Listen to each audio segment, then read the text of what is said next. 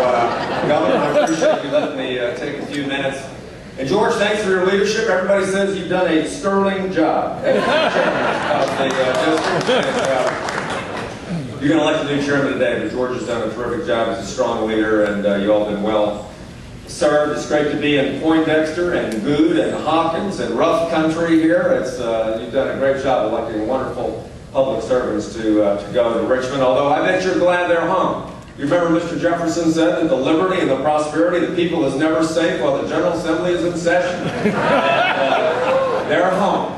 So you can take your wallets out for a couple more months until they go back to the special session. But you do have a terrific crew here in the 5th, and I thank you for coming out, because you all are the heart and soul of the party. These district conventions, these mass meetings that we've been all going to really represent the bedrock organization of democracy. You come out and stick by your principles, elect the candidates you believe in, and then put your shoe leather to the pavement for 7 to 8 months to go out there and elect people that you believe in. So thank you for doing that, and for all that you've done for Bill and I and your other elected officials and Virgil to get us elected to the privilege of serving in office. I hope you're here today not just because you love your public servants, but because you believe deeply in those principles of the Republican Party. When you raise your hand, you recite that Republican creed. How come we didn't do that this morning, George? Am I out of order?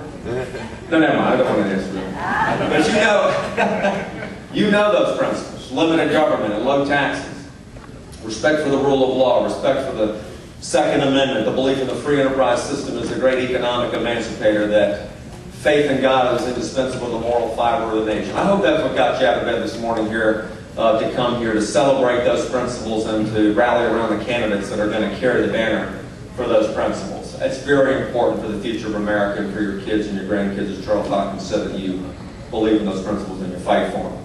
I've come to ask you to do 3 things this morning as we move forward in this election cycle. One is know our record and be ambassadors for it. I guarantee you the media is not going to do that for you, so you have to be the ones that are going to know your record. That over the last 15 years that your state legislators have fought for everything from the abolition of parole to criminal justice reform, welfare reform, higher standards of accountability in our public education system, drunk driving reform, property rights reform. All that's led us to have, I think, about the most prosperous state in the country, the best managed state, the most business-friendly state. All these accolades that come into Virginia is because your Republican team's been on the field.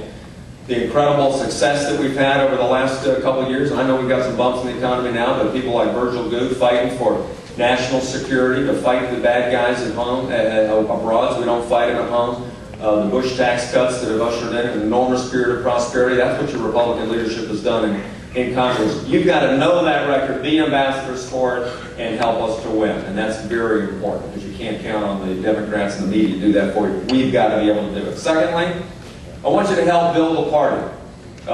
Bill Bowling and I and John Hager at the party have put together a plan. We want you to double the party by Labor Day. I know you can do it. We've got lists of 500,000 self-identified Republicans who just voted in this Republican primary on February 12th that said, I believe that the Republican Party is the best party to govern America and to elect the president. We need your help us. We got a plan to do it called the AGLG RPV GOP Challenge. You don't have to remember that, but what you do have to remember is we need your help to double this party. We need more workers. We can double this room if we reach out to those folks and say, come help us build a better America. Come help us do the hard work of freedom, knocking on doors, handing out literature, electing our candidates. We need you to do that. And I'm confident, George, that your successor and the other leaders here from the 5th District can do that. We've got to build this party and to win. And thirdly, I need you to unify. We need to unify around a Republican team. You've got a great Republican congressman. You know, your first Republican congressman from the 5th District was James Madison.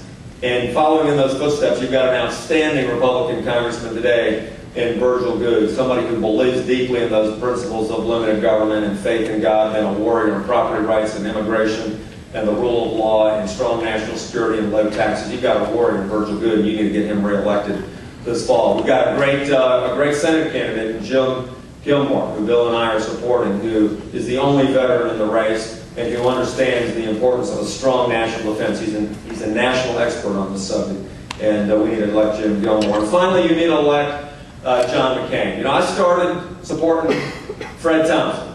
Now, George Allen and I were the chairman for Fred Thompson, but you know what? Fred got in late and got out early. Made my job a little easier, but I thought he was the most conservative guy in the race. But now we've got John McCain, a guy who understands the United States military and foreign policy probably better than anybody else in the United States Senate. He's been a warrior for cutting spending. He's been good on our values. And he is so far superior to the guys, the people on the other side. You got the most liberal senator in the United States Senate and the most divisive senator in the United States Senate that the other team is putting up on the field. You know, I never understood this message of hope and change of Obama, but now I finally get it. Because if he gets elected, you better hope you got change left in your pocket.